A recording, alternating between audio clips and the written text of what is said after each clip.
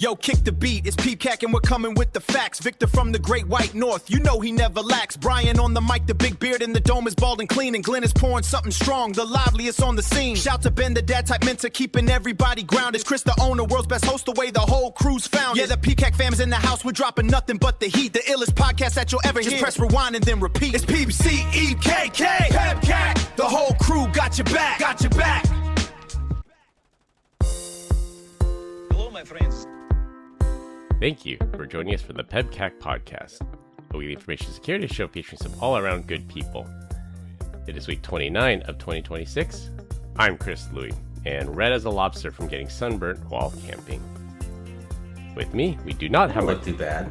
You should see underneath. It's pretty red. The face is okay. Yeah, I had plenty of space block on it. The problem is I had my kids spray the spray on my body, and I think they're too short, so they missed parts. You didn't lean down and let them cover you? Either that or I should have reapplied it because we were playing in the water quite a bit and it wasn't waterproof sunblock. I gotta tell you about the time. I'll wait till later. I'll let you finish doing the intros. Yeah, either way, lesson learned. Yeah. With me, we do not have my co-host, the Cloud Guide, who's celebrating his birthday today. Happy birthday, Brian. Happy birthday, old man. Happy 50th. It's a big milestone. Is it 50? That's it? I don't know. God, I just really like old. to call him old. So. I might be right. I say not be 60. Right. 60. Happy 60th, Let's call him Brian. 60. All right. Yeah, happy 60th, Brian.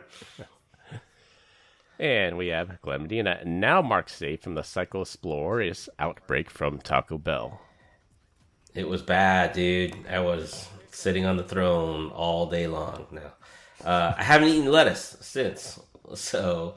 but I do know one person whose mother went to the hospital based off of that in Southern California. So it doesn't sound like a fun thing to go through. It's unfortunate, yeah. Yeah. That's all we need for another reason for my kids to say they don't want to eat lettuce. Yeah. Another excuse. That's crazy. I don't think there's any amount of washing, right, that would help that. Yeah, I think they said cooking. The only way to kill it. You have to cook it. Ugh. Gross. So, no one likes cooked lettuce. Yeah. Nah, I think I'll agree with you on that. Our guest this week is the returning Jason Seaman. Thanks for filling in for Brian, Jason. Jason. Big shoes to fill, obviously. Happy birthday, of course, to Brian. And I'm working on getting closer to his hairstyle every day that I get older. So, but you're not growing the beard. What's going on? I mean, you can only get so close. I'm working on the top first. All right, one part Are you of the face growing at a it time. back or growing it out? growing is a friendly word for what's happening here. I would say it's jumping ship at an increasing pace. What do they say? That's a line of rabbits moving backwards, a receding hairline. The line that I like Dad is, joke already. Dad joke of the week. I like when they say, what do they say? Grass don't grow on a busy road, that kind of thing. So must be a lot going on up there. The Rolling Stone gathers no moss. I think it's one of those things. Oh, combined, we still have decades of information security experience here, not just to educate, but to entertain. We've got 3 awesome stories for this week, so sit back, relax, and try not to get released by the Baltimore Ravens.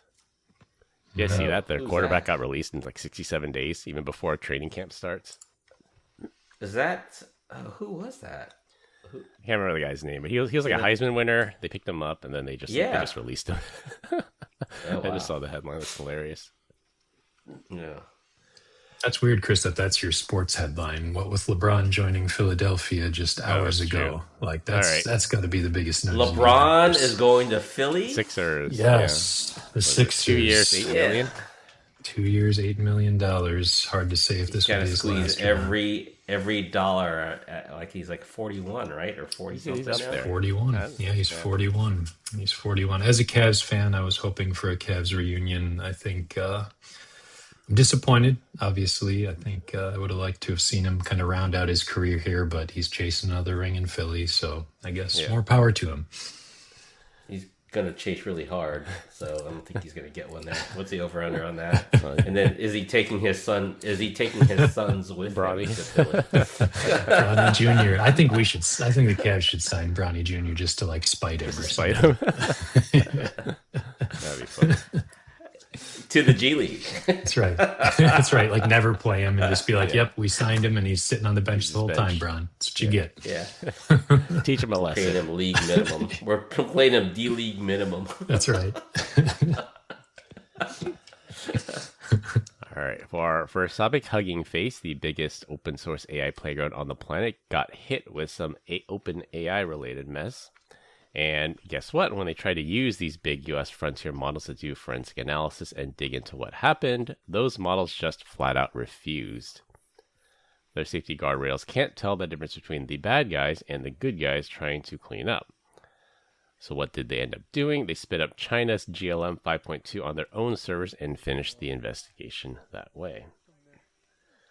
Now, we spent years talking about how these models are supposed to be helpful and aligned, and a second defender needs them for something like real incident response, and not just for writing a poem. But when we need that, they lock up just because the prompt looks a little too close to hacking. Meanwhile, a Chinese model just gets the job done. That's the kind of irony that makes us laugh and shake our head at the same time. Safety is important, but when the guardrails are so blunt they can't distinguish between an attacker and a blue team, you just create a new single point of failure. And the fact that the open source side had to reach across the Pacific to finish the job, now that's the real story here. You know what I'm interested in, first of all, is like what is this the state of the security investigation these days? Like it's been a year or two maybe since like LLMs have been like viable, I would say. Now you can't do a security investigation without engaging some kind of LLM. Is that true? Well, I'm sure you still could do it by traditional means, but I think what they're trying to speed things up. Like, well, we got these tools. Let's just use these tools and help us out. And then like they hit a brick wall. They're like, oh, well, the guardrails say we can't use it. It looks too much like a cyber attack. Is this the days of like, you remember like Kaspersky, like protecting you, but yet, you know, their guys are also the guys that are attacking you, so they actually know how to defend.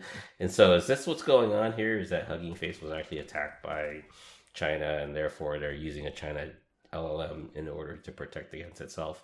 No, they're attacked by OpenAI. That was the other big headline was too. These models, they tried their best to contain it, but the model found like a 0 day in the containment and like escaped and attacked Hugging Face. Oh, wow.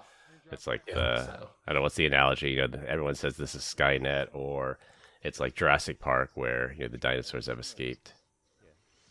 Yeah, it was really, really wild. Like how interesting it was that the OpenAI model broke out of its own sandbox, then moved laterally through the OpenAI network to find something with an internet access, then rode that into Hugging Face, all for the purpose of, basically trying to cheat on a test. That's the like ultimate irony of it was really just trying to like get the answers to a security, test that it was being put through. And it thought rather than actually solving the problem, I can just hack out of this whole thing and steal the answers from Hugging Face. So it's like brilliant in a way and terrifying in another way. And like, I don't know. And then that third part is just the dependency that apparently now we need, like, again, I was saying, like, now we need to use LLM to fight against and discover LLM. Like, it's become this weird, like, must-have in the toolbox all of a sudden.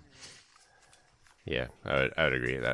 It's cliche to say, but I've heard people use the phrase "it takes AI to fight AI," and that's basically the only way we're doing it. Because, like, we did a story last week. Microsoft released 540 updates on Patch Tuesday. 540 vulnerabilities patch. That's like at least 3x their biggest month, and they said it's all because of AI vulnerability discovery. Now that they're finding bugs, they're chaining bugs. And we have to patch at AI speed as well. Do you think that like this is just a point in time, so to speak? Like, all right, there's these 500 things, we're going to fix them, whatever. And then once things are fixed, there's going to be less to worry about, maybe, like once we've secured everything. I'm hoping there's a long tail, like you said, that they'll fix a lot of them up front, then it'll go down. But the other thing we've seen Microsoft do, and Microsoft's not the only one, it's just the state of patch management is you plug one hole and like 2 new ones open up, or the patch is the vulnerability. Like we've seen that too. And I don't think vulnerability management is going anywhere for the year 2026. Interesting. Do you think that do you think they're using AI to write the patches then? And if so, is the AI leaving vulnerabilities, or is it like writing perfect code, so to speak? Is there such thing as perfect code though? Better code. Right? It's better code, yeah. Yeah. We've all seen, Because I mean, no perfect code. Could you imagine an AI that said, hey, you've got a vulnerability here, identifies, let's say, 500 vulnerabilities, and it comes back, a month later, a year later, and it goes, hey, you got 500 more. I'm like, wait a minute. You made that. Why didn't you do anything to see yourself going forward that these are vulnerabilities? I don't know. It's code, right? So. Yeah, it's really like surprising to me how good it is at this whole exploit game and chaining exploits and all that stuff. And yet still when I use it for like recreational tasks, so to speak, it constantly makes mistakes. I mean, it's way better than it was, right? It doesn't hallucinate as much. It's certainly made advancements, but still, if I push on it even a little bit hard, the thing screws up left and right. And like, I don't even, so why is it so good at this one thing and so bad at other stuff? I don't get it. Else, yeah. I kind of liken it to like raising a kid. Go on. Garbage in, garbage God, out. You're really good. Yeah, it's like, it's how you lead it, how you train it, and how you ask it, how you talk to it, and how it matures. And at the end of the day, it's still a kid. It's still. I don't know at what point does it go, hey, you know what? I'm an adult now, right? I'm an adult LLM, and you're like, even as an adult LLM.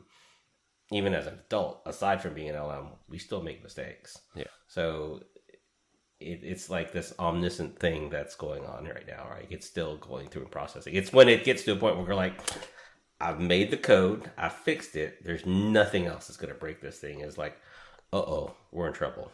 That's what we're trying to get to AGI, artificial general intelligence. Yeah. So we're good at prompting things right now. Like the other day, I said, write an app for me that does this. Then I prompted it. I gave it parameters, and it messed it up the first time. And like any engineering build, I just iterate on it, and I finally got a polished end result. But it's still me prompting it to do all that. We're getting there to the day where I just come up with an idea, and then the LLM will think of everything possible and write me a polished app based on like basically one input. Yeah, one-shotting it. Well, I think you guys are onto something too about this idea of like kind of garbage in, garbage out, or growing up or something like that, because I feel like maybe the code is kind of deterministic, like it can know if it's right or wrong, whereas since it doesn't really know anything, so when you ask it non-code related questions, basically all it's done is like accumulated all the knowledge of the internet. And what I'm noticing more and more, of course, is that the signal to noise ratio of today's society just keeps growing, right? There's so much more noise because everyone's got to have an opinion about everything. Everyone's got to post that opinion about everything. Yeah. And so if you're this big machine, you just ingested 10,000 opinions. And since you don't know anything, you don't really have a way to sort out fact from fiction. Yeah. Well, that was the Microsoft LLM, right? That what turned racist. Yeah, that was after 24 hours. That was right? Yeah. So, I think it was 6 years ago. That was the first attempt at AI. It went horribly wrong, and then the Google stuff, the original Bard, and the I guess Gemini V1 was really bad too because it was sourcing posts from Reddit as truth, and it would say like, "Well, how do I make my pizza?" Cheesy, like make the cheese stretch, and then just put glue on your pizza. that'll make it gooey.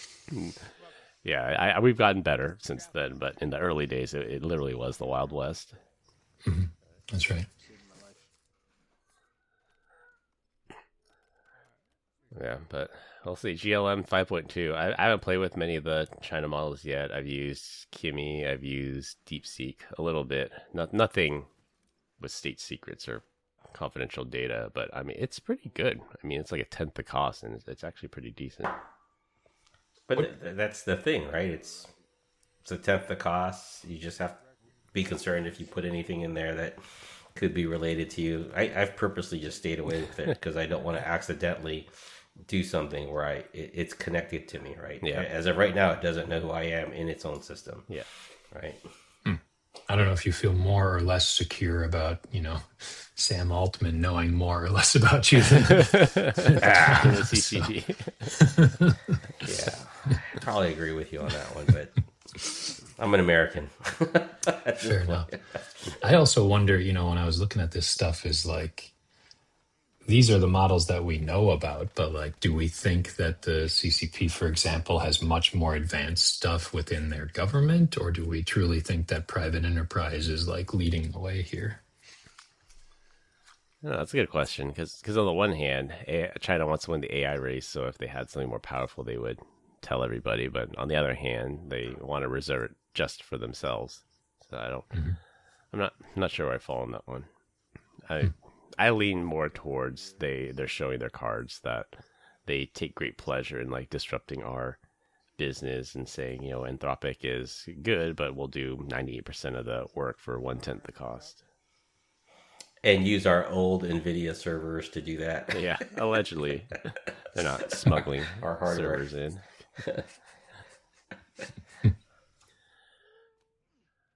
All right, for our second topic, Volkswagen just locked GrapheneOS users out of their own car app, not because the operating system is insecure, but because it isn't Google certified. That's the part that should make every security person here pause. For those of you who don't know, GrapheneOS is harder than stock Android, so it's an Android operating system, but has a better memory allocator, tighter sandboxing, and the best part is no Google services running on it by default. The people who actually need a phone that won't get owned, like researchers, journalists in contested area, and activists, they run it for a reason. Lineage OS and EOS strip the tracking and bloat in the same way. All three are more privacy respecting than the certified builds Volkswagen is insisting their users use. Yet VW outsourced the decision to Google's Play Integrity, which means if you pass the check, the app works. If you fail it, you can't lock the car, check the charge status, or adjust the climate from your phone. You bought the vehicle, Google now decides whether the app that came with it will talk to it or not. This isn't that new. Banks and streaming services have been doing the same gatekeeping for years. Now it's your car. The list of things that refuse to run and harden Google-free Android is turning into a list of things required to function in daily life. And most owners had no idea that it was in the fine print when they signed the paperwork. This one's interesting. Like, first of all, I don't think I understood there was a Google-free Android. Is that, that's what it is? Is it they forked it or something? Yeah, exactly. Since Android is open source, Google says, take the code if you want and do whatever you want with it. So someone did that, took out all the advertisements, all the Google server location services, everything that's on by default on a stock Android, and then they hardened it. So better sandboxing, better permissions, protection, and things like that. So a lot of like security conscious people run this. Like at DEF CON, you'll see a lot of people running like Graphene. But the whole point though is that it's tied to a car that Google now controls. It's the app. Like you have the Tesla app on your car and you can check the charge status and you can turn on the AC wherever you are. Like that'll work fine if you have a regular Android or an iPhone. But if you put a custom OS on your Android phone, then the app will just refuse to work. I gotcha. And that's Google's doing because it doesn't pass their quote integrity check. What doesn't pass? The operating system doesn't pass the integrity? Is that what you're saying? Like it somehow looks at the it won't OS. allow the app to run on the OS because it's not a Google OS. I mean, it's Google Android, but it's not one that Google created. So you're only allowed to run it on the official build of Android, not these variants of Android. Well, so you can't just change the user agent type to Google Android and be okay with that, is what you're saying? Yeah. I think so. I mean, I'm not an expert on how the integrity check works, but I'm pretty sure it has something to do with Google wants to make sure you're not using like a jailbroken or rooted phone or something. Yeah. Maybe obviously like banks will do that to make sure you're not using like like a Trojan phone. And streaming services, probably so you're not running things in the background that can record the screen or mess with the video, or use a VPN to access it from India, so you pay a lot cheaper rates. But this is the first time I've ever seen it for like an actual car. Like you paid for these features for a car, you can't use it if you choose to use a privacy-centric operating system. Well, it's because they were too cheap to build their own unlock mechanism, right? So, well, Google, they like their on by default services. They want to hoover up all that user data, sell you more targeted ads. Yeah. Chris, I noticed this is why this thing that you texted me from an iPhone. Have you thought about getting one of these de-Googled Android? Like, why don't you have a really secure phone?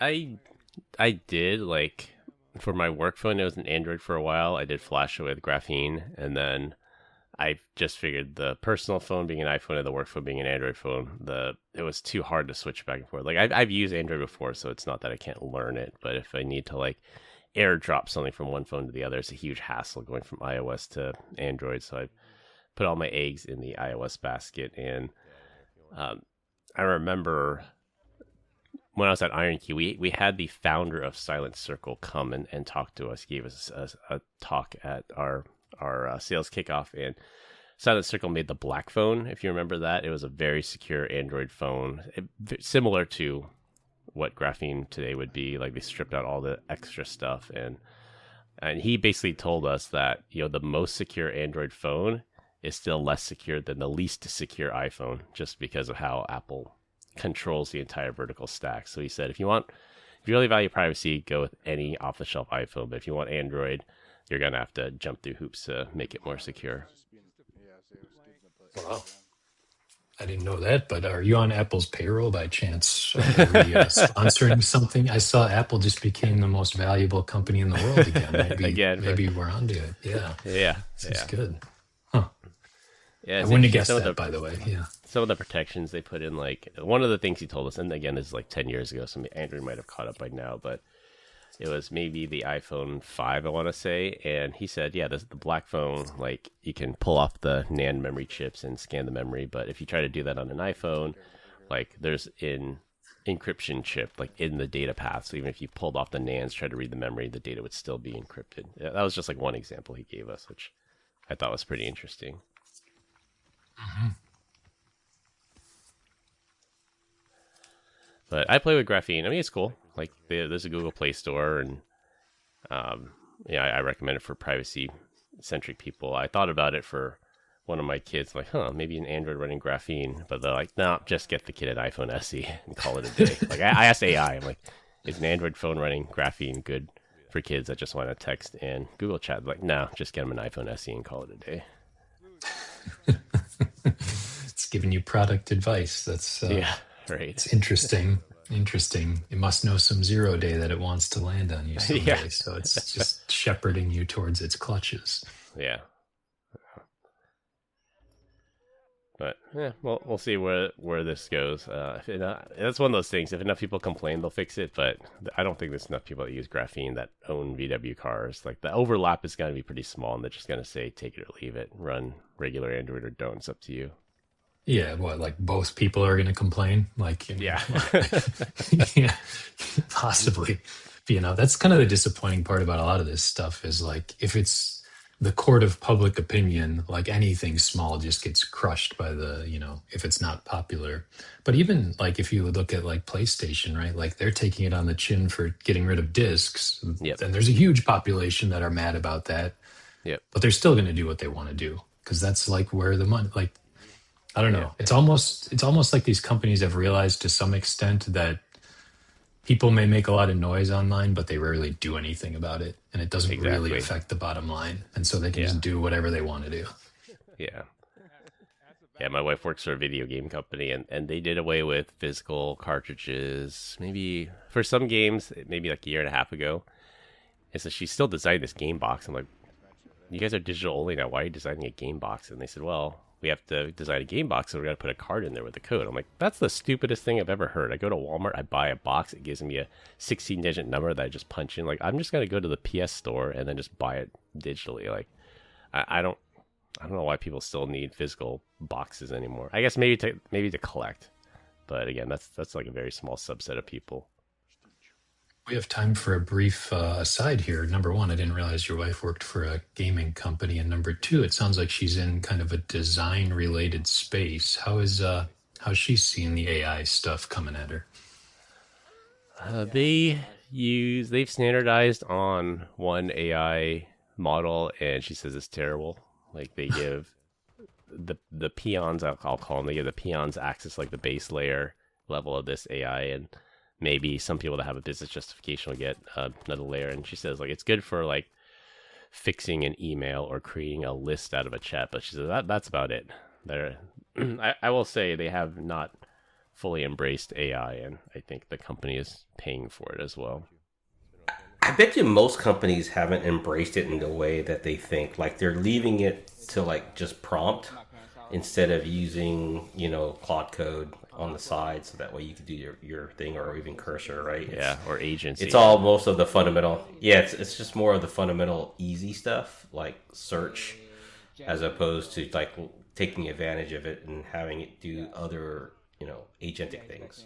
Like help me sort my calendar, help me identify what tasks I need to do, and control, create tasks or skills based off of that. Right. Or I don't think anyone's using something skills. simple like write me the JQL code in Jira to make me this dashboard that shows me this, this, and this. Like it's as easy as that. Yeah. Like we don't have to have database engineers anymore.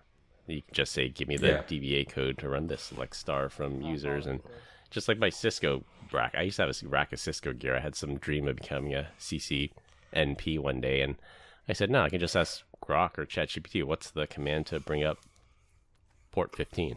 And it'll just give it to me. I don't need to memorize that stuff anymore. You're not like me that be like question mark more. more. What's that code? What's that line? Dang it. Hats off to all the CCIEs out there that did it the hard way, but yeah, your job is about to be obsoleted. I'm an emeritus, Chris. I'm an emeritus. So it was actually, funny thing about that whole process that I went through was it was basically obsolete the moment I did it, in a sense of like, so much of it. See, the thing that happened with the CCIE was it got gamified really hard because so many people were like trying to memorize it. I mean, there was cheating on it. Like literally one of the guys in my test pool got caught cheating. Like that was the wildest thing I ever saw, was like the instructor coming from the back while we're all there, router commanding our hearts out. Right. Yeah. And this one, the instructor comes out and he's like, so-and-so, why don't you come in the back with me? And this guy stands up and gets a half step towards him. And the instructor goes, oh, and grab your cell phone that you're hiding under those papers there too. And we're all like, ooh. Someone got in trouble. Yeah, man. You could hear it through the glass wall behind us. This guy was just dressing him down like, how dare you come in here and try to do all this, that, and the other thing. But it was just because of all that, it was just such a series of like unrealistic scenarios, like on a super time crunch, that I learned a lot. Don't get me wrong, I'm glad I did it, but it was obsolete then, and to the point now, like now you have SD-WAN, which makes things way easier, and now you've got AI on top of that. Like it's just all of that arcana is kind of pointless at this point. Yeah, they built GUIs on top of it too, so it's not just command line anymore. Mm-hmm. Yeah. Well, who types anything in search anymore on Google? I don't. Like, I just open their ad revenue's got to be disappearing, right? Yeah. Based off of the things that you could do inside of AI. Yeah, I just fire up Grok, and I use WhisperFlow. Cody, friend of the show, got me onto WhisperFlow. It's really, really good. What do you use WhisperFlow for? It's speech to text. And it's better than like the standard Google dictation that's on the phone. Like the Apple. The Apple dictation is 80% there, but WhisperFlow is probably like, if it's not something obscure or weird, it's like 98+% accurate. So do you use the text to speech as the WhisperFlow as the keyboard then to the rest of your phone? Yep, exactly. Oh, okay. So if I'm trying to code an app, I'll say, rate me an app, it's this color, and this color, it does this, it's got this feature, but in this corner case, don't do this, and it should be available in landscape mode and portrait mode. Like, I'll just start vomiting at the mouth of what I'm thinking, like stream of consciousness into the AI, and it builds me exactly what I want based off that. And you talk way faster than you talk. Like, I can type pretty fast, but I can talk faster than I can type for sure. I think I installed it after having Cody on the thing, but I never did anything with it, and I was like, yeah. Yeah, if they ever get a message from me in the group chat and it's really formal, like it has quotation marks, it has line breaks and everything, I use WhisperFlow. Yeah. Because you can set it to formal or casual. It's always defaults to formal, and I'm too lazy to change it, but you can tell. Anyways, I like it. Cool. All right, for our third topic, this will be our final topic. I don't know if you can tell, I'm a little bit under the weather, and I'm just going to cut a little bit short today. But for our third topic, this is... Sunburn? No, not the sunburn. Sunburn no, fever? I think I drank like the river water or something. Like I got a stomach bug, and I'm not feeling great, but wanted to... You got the lettuce version of water. I think so. Yeah, I saw some river algae or something. Yeah, you got to drink some vodka. That'll fix it. Yeah. All right, so this is a classic "your VPN is not the privacy shield you think it is" story. Microsoft has this thing called the Global Device Identifier, or the GDID. It's a persistent device-level ID that gets stamped on your Windows install the moment you set it up with a Microsoft account. And I don't know if you two have set up a Microsoft or a Windows machine in the last 5 years. There's basically no way to set it up without a Microsoft account anymore. Yeah, well, you can set it up, and then you could create an ID that doesn't, and then you remove that ID as the way around it. Yeah, so exactly. There's a way around it, but yeah. Yep, it survives OS updates, reinstalls in a lot of cases, the whole 9 yards. And in a recent court case involving a 19-year-old kid tied to the Scattered Spider hacking group, prosecutors used that exact ID to stitch together activity from across 3 different countries. Now, the kid was pretty smart. He had good OPSEC. He was hopping VPNs and proxies, but the machine itself kept reporting the same unique fingerprint back to Microsoft services. So the network path was hidden, sure, but the hardware signature was not. Microsoft line is that it's just for licensing and software management, not for ads. Cool story, bro. The reality is, once law enforcement has that ID, the VPN just becomes theater. If you're still rocking a Microsoft account on your daily driver and think your $10 a month VPN is making you invisible, you are just kidding yourself. Local accounts, Linux, or accept that the OS is your tracking layer now will be your only options. I'm baffled at the thought of a hacker using Windows. First of all, like I think of that movie Hackers, and I don't remember any Windows 95 backgrounds in that at all. Maybe the FBI agent, but yeah, definitely not the hackers. Yeah, like that's not cool, man. Like you got to be a little bit like with the hoodie and all this cool stuff, And the VR headset. Yeah. What's this guy doing running Windows? That's embarrassing, to be honest.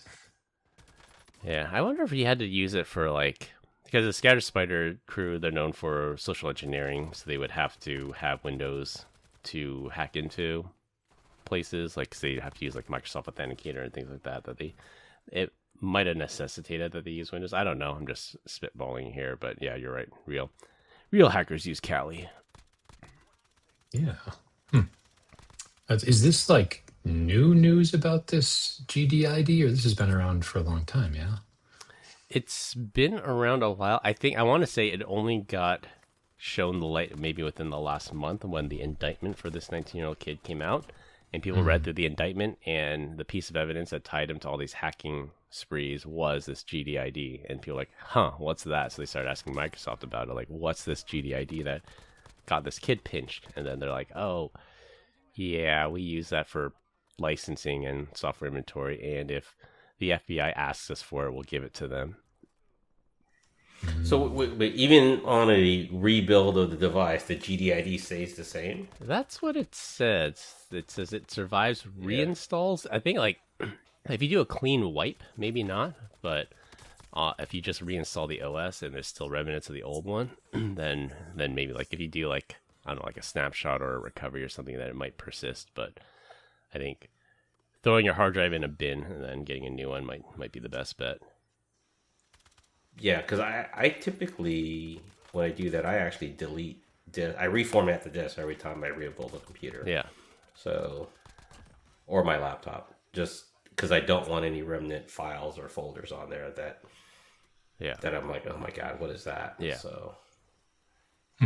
Yeah, I used to look forward to the days, and this is back in the Windows 95 era, of like just reinstalling the operating system, like fresh start, get rid of all that whatever was slowing things down. Like I haven't done that in a long time, but those were the days, rot. I guess. Yeah. I didn't have to do that. I switched to Mac, and literally ever since I switched to Mac, like I never have to do a reinstall. Like the machine I'm using to record this on is 5 years. It's gonna be 5 years old, and it still runs like the day I got it. Like I love this computer.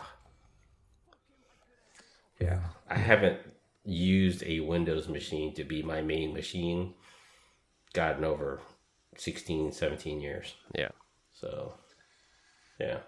Man, this is truly the Apple Stands podcast. I'm going to have to send you a double dose this time, Chris. All the products. That's their fan base, though. It's like, you sell a product that just works, and everyone will evangelize it for you. Yeah, what kind of headphones are you wearing there, by the way? Yeah. Apple. I won them in a bet, though, Jason. I didn't pay my own money for them. Oh, that's a bet related. That's a nice prize to bet on. You must have been risking something there. It was. You got two of them. I got two of them. Yeah, I got one for my wife, one for me. I bet our sales leader that a opportunity would come in this quarter. He didn't think it was, and we moved heaven and earth to get it in this quarter. And he was a man of his word. He bought me 2 sets of these. That was a bet he was happy to lose because he got paid. He got paid. Yeah. So, awesome. Just a little motivation for his. He wanted you. He won that bet. Yeah, it or that's not. True. Even though he lost, he won. What he didn't tell you was he had a bet going up north that was like 10x your headphone cost. Probably. Right. Yeah. So, he was really just hedging. That's right. Yeah.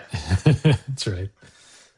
Yeah, I mean, no, there's something to be said about Apple, like even somewhat related to this story, that Apple has their own privacy page, apple.com/privacy, I think it is, and they really respect privacy. Like they only now are just starting to sell ads on Apple Maps, and it's been out for decades. When like Google Maps, that was probably like the first thing they did was probably integrate ads and tracking and everything into it. Apple is an iPhone company. They make all their money on selling handsets, and they don't make much money on ads and other things. So that's where their focus is. They want to make the best darn handset on the planet. What do you make of that sale of ads now in Maps? Is it just the desperate climb to make number go up and to the right? Like these need more revenue, so that's what they're doing? I think it's diversification. I think Apple realizes that they can't sell phone handsets forever. That was Tim Cook's job, actually, was number one, to move manufacturing out of China to diversify the risk, and number two, to pivot them into a services business. Because when you think of hardware, what hardware did Tim Cook release? He released these $5,000 goggles that nobody that I know owns, and that's it. Different iPad, different iPhone, different watch, like AirPods. Yeah, all this was started at least under Steve Jobs, and it's very telling that the next Apple CEO is a hardware guy, not a supply chain guy. They're going to pivot back to selling great hardware again. Interesting. I mean, they're still the most valuable company on the planet, so hats off to Tim Cook. You did well, but again, when you think of innovation, what's the last thing Apple released? These fancy goggles. That's it. You got them into streaming. They got Major League Soccer. They got Apple Music that nobody except Glenn uses. And what are you talking about? Apple Music. What did you just say? So you're one of the few people I know that use Apple Music. Like I have a free subscription to Apple Music. With the subscription. Yeah. It comes with the subscription. I have a free one, and I still use Apple Spotify. One. Yeah. Like if it was up to me, I can make the change. But the family is too used to Spotify. I can't get them to switch to Apple, so I'm like, I give up. Wow, you just uninstall Spotify. Not gonna win that fight. All right. Yep. All right. Well, when you do your hacking, I think Mr. Robot got it right, because if you've ever watched it, like every time he's done with the hacking campaign, he yanks all the silicone from whatever machine he's using, throws it in the microwave, and bins it. Like that's the only way to really stay anonymous. Mm-hmm. Yep. All right, we continue to get great comments about our dad joke of the week. Dad joke of the week. This week, our guest Jason is up. Jason. Okay. This one's interesting. What's red and smells like blue paint? Red paint. Exactly. We did it. I'm like, wait a minute. Very good. A fellow dad figured it out. Wow. Good. Wow. That's like the one I give a kid. What weighs more, a ton of feathers or a ton of bricks? I'm like, bricks, of course. No. Wait a minute. Think a little more critically. All right, to wrap things up, OpenAI's models escape containment and U.S. frontier models refuse to help. GrapheneOS is more secure, but app developers are blocking their apps. And Microsoft can track your use even with anonymizing VPNs. That's all we have for this week. We hope you enjoyed this week's episode. Find us on LinkedIn. Links will be in the description. Follow us on Instagram at PEBCAK Podcast. Thank our listeners and subscribers. Rate us 5 stars on iTunes Store and Spotify, and left us a review. We appreciate you all spreading the word to help grow the show. The best way to find us is to search for the PEBCAK Podcast on your favorite podcast listening app. For my co-host Glenn Medina and our guest Jason Seaman, I'm Chris Louie. Thanks for listening. We'll see you all next weekend. As always, have a nice day. Bye, Felicia. Have a nice day.